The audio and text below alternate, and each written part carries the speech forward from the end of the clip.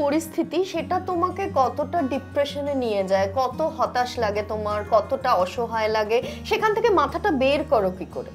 আমি মাঝখানে একটা রিল দেখছিলাম ভাস্বতী, যেখানে একটা স্ল্যাপিং কম্পিটিশন চলছিল, মানে কে কাকে কত জোরে থাপ্পড় মারতে পারে, এবং সেটা চলছে মানে যতক্ষণ না পর্যন্ত একটা মানুষ আলটিমেটলি কনসিয়াসনেস খুইয়ে মাটিতে লুটিয়ে পড়ছে ব্যথার চোটে, জ্ঞান হারাচ্ছে, ততক্ষণ পর্যন্ত স্ল্যাপ কম্পিটিশনটা চলছে।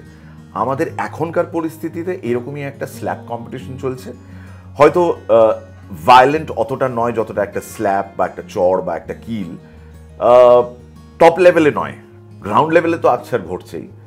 বাট এই যে আমি একটা কথা বললাম, তার প্রত্যুত্তরে আরেকজনকে কথা বলতে হবে, এবং তারপর আবার সেটা রিলে করা হলো প্রথম মানুষকে, যিনি প্রথম কথাটা বলেছিলেন।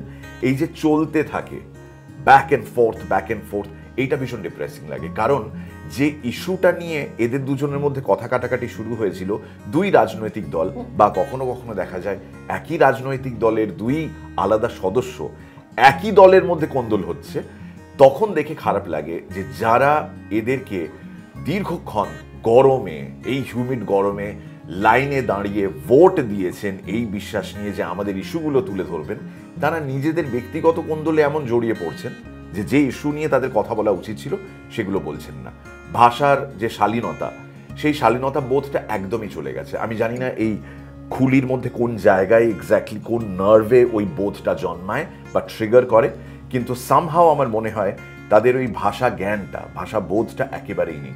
অথচ যদি আমরা ওদের ব্যাকগ্রাউন্ড স্টাডি করি, আমাদের বিখ্যাত রাজনৈতিক নেতা নেত্রীদের ব্যাকগ্রাউন্ড স্টাডি করি, দেখব তাদের মধ্যে বেশ কয়েকজন শিক্ষিত, তাদের আলাদা পেশা আছে, সেই পেশা থেকে তারা রাজনীতিতে এসেছেন এবং সেই পেশার হাত এখনো ছাড়েননি। তো যদি ওই পেশাতে থেকে তারা সেখানে ভাষা সম্বরণ করতে পারেন, কেন রাজনীতির মঞ্চে এসে এত মানুষের সামনে জনসমক্ষে তারা গালিগালাজ করবেন, একে অপরকে কটু কথা বলবেন? এটা দেখে একটু ডিপ্রেশন হয় বই।